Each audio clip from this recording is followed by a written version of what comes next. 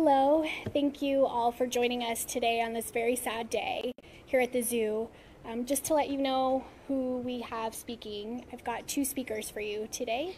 The first is Dr. Doug Armstrong, and he's the Director of Animal Health, and then followed by Dan Cassidy, who is our General Curator. We can take questions at the very end if you do have any, and with that, I'm going to bring Dr. Doug Armstrong up. Hello. At 9:50 today, we anesthetized our young male elephant, the one that most people recognize. It's named Warren. We immobilized him because we're going to make a mold of his tusk. He had progressively cracked his tusk, and we were concerned that the crack was progressing lengthwise and was going to get to the root canal. And then when that happens, the tusk gets infected, and it becomes a much more serious problem. So we're going to make a mold today of the tusk and then cast a protective cap to put on it, because all the elephants have some cracks in their tusk, and they use their tusks to strip bark off trees, to move objects, and so we were going to put a protective cap on it so that he could continue to use his tusk without risking infection. We were surprised. About 20 minutes into the procedure, he developed difficult labored respiration, and then his respiration stopped. We instituted emergency procedures, but they were unsuccessful, and so the elephant died. We don't know the cause of death at this point. He was a young animal, so this was completely unexpected, but we'll conduct a necropsy, which is an autopsy on an animal, to determine the cause of death. It'll probably be some weeks before all the tissue can be examined and we can make some kind of a diagnosis as far as the cause of death, that there's nothing apparent initially. Okay, and we'll save questions for the end. Okay. With that, Dan Cassidy, if you could join Dr. Doug Armstrong. Dan Cassidy, C-A-S-S-I-D-Y, and I'm the General Curator.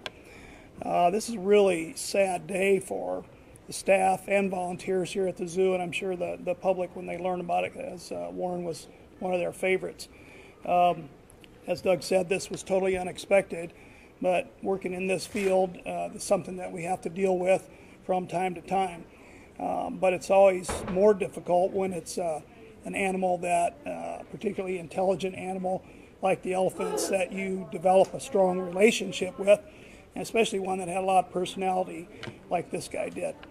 So today we did something a little bit different than what we would ordinarily do following a death. We closed the building to the public and opened it back up to the other elephants and gave them the opportunity to grieve.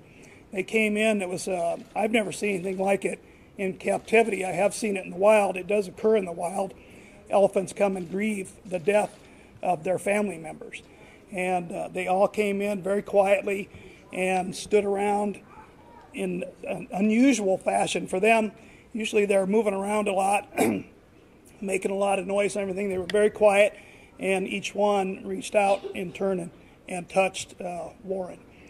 So we gave them the opportunity for about an hour to grieve, and then we put them back outside.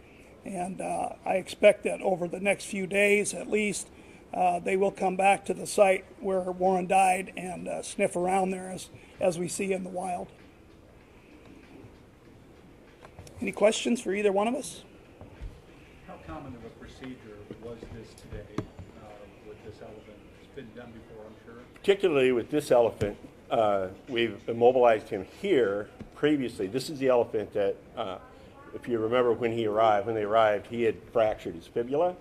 And so he'd been immobilized 4 times previously. 3 of those were over the course of the first year to examine the fibula and treat it. That joint got infected, so there was a course of treatment and then rechecks of x-rays.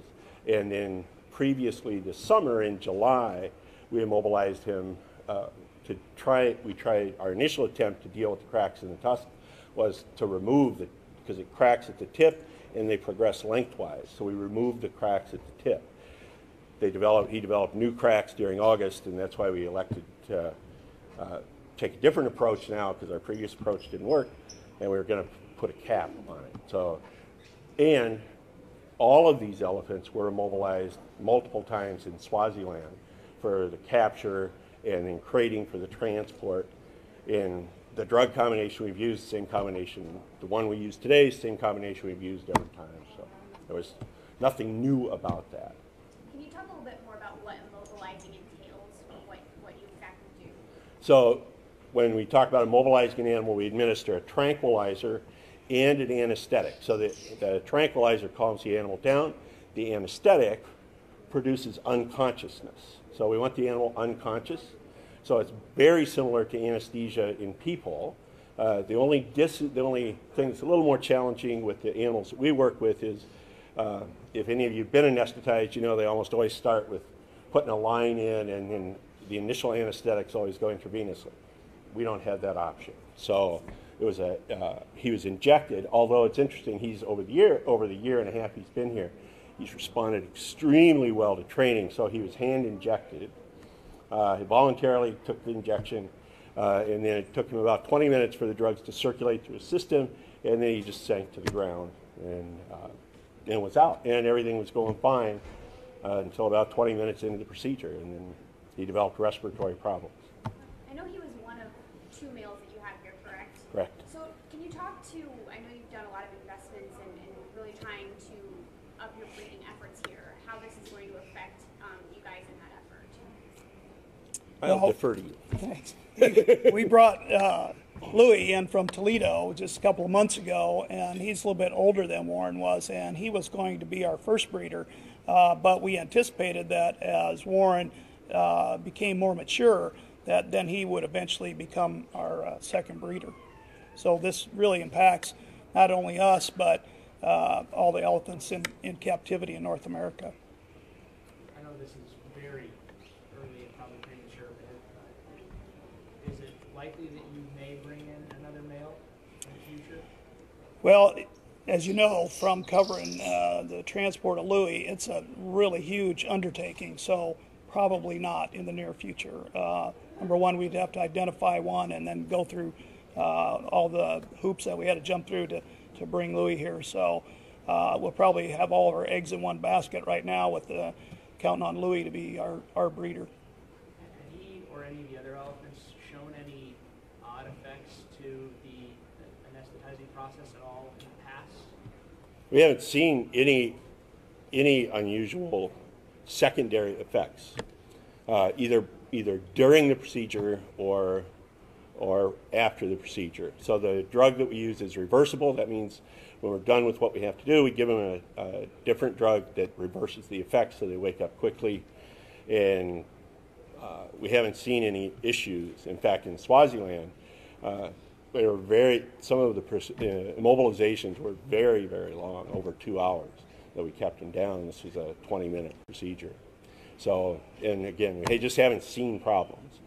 But broadly, anesthesia is a safe procedure, but there's always an element of risk.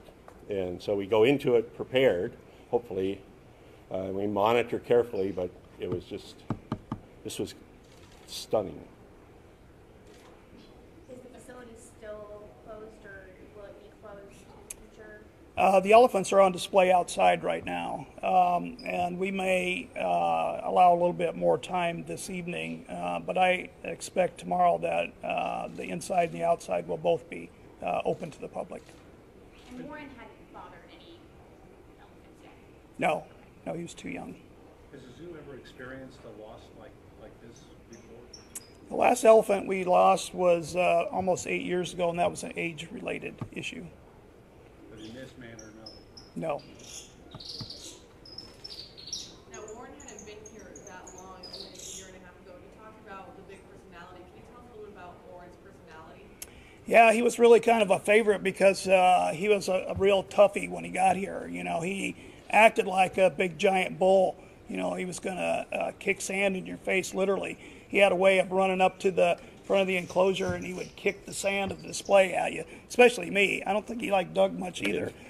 And that kind of endeared him to all of us because he acted so tough, but he was so small. But then as it turned out, we kind of anticipated that he would be a handful to train and work with. Turned out he was one of the fastest to pick up new behaviors and stuff, and the keepers really liked working with him, so he quickly became an employee and volunteer favorite. And I think some of the public were able to recognize him because of the little lump that he had on his ankle, so people knew who he was. They could pick him out from the other elephants, and so people knew him and liked him. Do you suspect that this will affect the elephant's behavior for a while? I do, because just like any other group of animals or people, you know, there's a pecking order, and you know, when you take somebody out of that group, then everybody kind of has to rearrange. And there was definitely, he had some relationships with Claire and Lally that he used to spar with a lot, more so than the other animals. So I wouldn't be surprised if they're looking for him for the next few days at least. And is there any type of emotional support for the elephants or anything to kind of make them? Well, they have each other. You know, they are animal that lives in a large group, especially kind of ruled by the females, you know, matriarchal society. So they develop very close bonds with each other. So I suspect tonight we'll see, you know, more bonding, and I think they probably will be looking for him. And again, I think, you know, even though he's not in that spot anymore, we see it in the wild where elephants have died, that members of their family will come back even up to a year or 2 years later and go to that very spot and smell it. And we don't know if they're looking for that animal or if they're there to pay their tribute to that animal that died. Will he be here at the zoo for the necropsy? Yes. Yeah. And then what happens after that? Well, we've contacted the museum to see if he has educational value or research value for the museum, particularly in Nebraska. It's important because of our whole history with large mammals, prehistoric large mammals. And I haven't heard back from them. Otherwise, he'll be buried on zoo grounds. Sorry, you said you reached out to who? University of Nebraska at Lincoln. Were there any alternates or alternatives to this procedure, anything that you could have done differently looking back? So we actually had started a training procedure with him after we initially noticed cracks in his tusk. All the elephants have small cracks in their tusk. His cracks were bigger starting from the tip, and they were progressing. And so we started a training procedure with him. And in spite of the fact he was highly trainable, but he didn't like people messing with his tusks. And so they were making progress, and all the training programs are slow. It's incremental progress. And the cracks, unfortunately, were changing faster than we were making progress with the tusks. So our objective was to train him so he could do the molds. And then a few weeks later, when we had the caps built, to be able to put him on, but he just wasn't accepting the training fast enough for that. And we were worried that the cracks were going to get into the root canal. This is something that you see in wild elephants as well. You'll see, especially in bulls that spar a lot, you'll see shorter tusk or broken tusk. But of course it can lead to death in the wild. So we did have, one of the previous bulls we had a similar thing had happened. He cracked a tusk and he got an infection. That was Perkins. And in fact, we did put him through multiple procedures to extract the tusks, and in the end, the infection, he did die of an infection associated with that. So it's a serious issue, and it was important we prevent it. Does today's events change your approach for anesthetizing elephants in the future?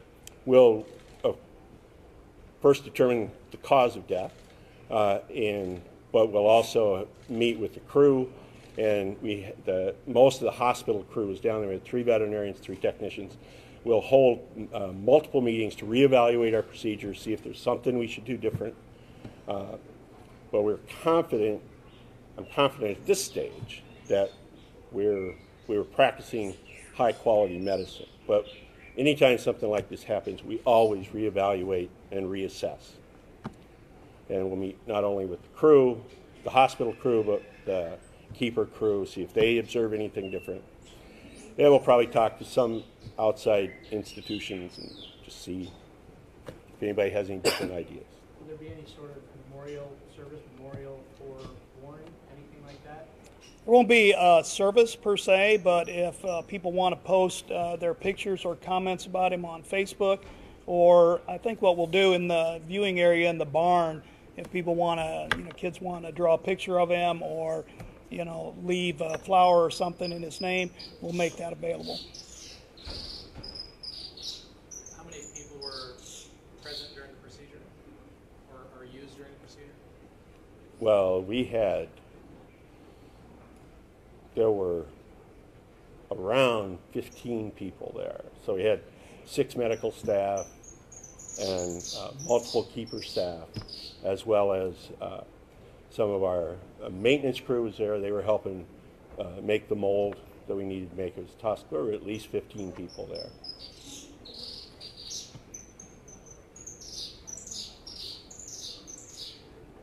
Okay? Thank you. Thank you.